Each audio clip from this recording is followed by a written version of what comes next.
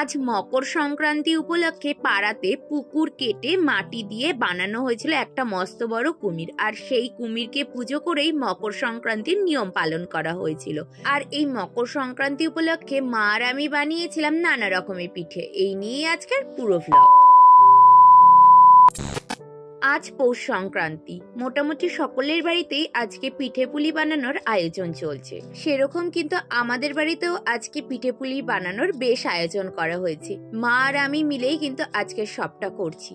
সকালবেলা বাজার থেকে দুধ কিনে নিয়ে আসার পর বেশ কতগুলো নারকেল কেটে নিয়েছি, আর এখানে ময়দা, চালের গুঁড়ো, দুধ সমস্ত কিছু মায়ের কাছে দিয়ে আমি বসে পড়েছি নারকেল কোড়াতে। বেশ খানিকটা নারকেল কোড়ানোর পর মাকে দিয়ে দিলাম। আর যেহেতু আজকে বাড়িতে বেশ কয়েক রকমের পিঠে বানাবো, তাই অল্প অল্প করে করলেও বেশ খানিকটা সময় লেগে যাবে বলে বেলা থাকতেই আমরা শুরু করে দিলাম। কোড়া নারকেলটা দিয়ে কিন্তু মা তৈরি করে নিয়েছে নারকেলের পুর। আর এদিকে মা গরম জলে বেশ কিছুটা চালের গুঁড়ো দিয়ে কাহি খুলে নিয়েছে, আর আমি এখন বসলাম এই নারকেলের পুর আর কাহি দিয়ে পুলি পিঠে বানাতে। রুটি বেলনিতে বেশ খানিকটা কাহি নিয়ে সেটাকে বড় করে বেলে নিয়ে একটা গ্লাসের সাহায্যে ছোট ছোট করে লেচি কেটে নিয়েছি। তার মধ্যে বেশ খানিকটা নারকেলের পুর দিয়ে দু সাইডের মুখটা আটকে দিয়ে একটু ডিজাইন করে নিয়েছি। আমি ডিজাইনটা খুব একটা ভালো পারি না, তবে এইসব পিঠে পুলি কিন্তু আমার বড় মাসি, আমার মা ভীষণ ভালো পারে। তবু যতটুকুনি করেছে, আমার বড় মাসি থাকলে হয়তো বলতো এটা আরো ভালো করা যেত। তবে আমি কিন্তু ঠিক এরকম একটা ডিজাইন বানিয়েছিলাম। আমার কাছে তো বেশ ভালো লেগেছে, তোমাদের কেমন লাগলো জানিও।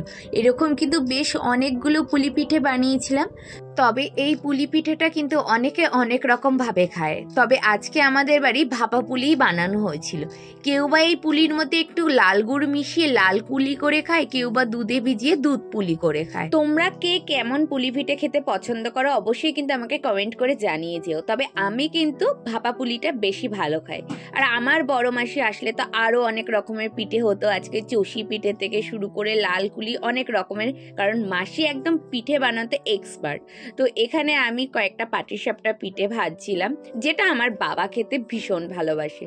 তো এই পাটিসাপটা আমি কয়েকটা করেছিলাম, আর বাদ বাকি সমস্তটাই আমার মা করে নিয়েছে। তো এইদিকে পাটিসাপটা পিঠে কমপ্লিট হয়ে যাওয়ার পর আমি এখন বসলাম সাজ পিঠের গোলাটা বানানোর জন্য।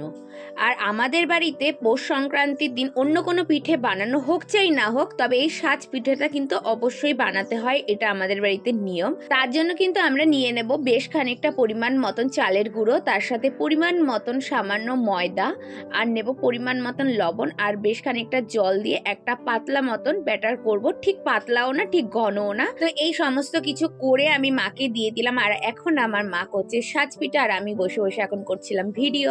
আর আমার মা যে কাজই দাও না কেন তাকে সবটাই কি সুন্দরভাবে করে দেয়, প্রত্যেকটা কাজে এক্সপার্ট আমার মা। তো এখানে এক এক করে পিঠেগুলো ভেজে সমস্ত কিছু তুলে নেওয়া হলো। এখানে কিছুটা সাজের পিঠে আমরা শুকনো খাওয়ার জন্য রেখে দেব, আর কিছুটা পিঠে আমরা দুধে ভেজাবো, তার জন্য এখানে দুধ জাল দেওয়া হচ্ছে। আর আজকে কিন্তু সমস্ত পিঠেই আমরা বাইরে কাঠের আগুনে করেছিলাম, কারণ এই পিঠে পায়েস কিন্তু কাঠের আগুনে সব থেকে ভালো হয়।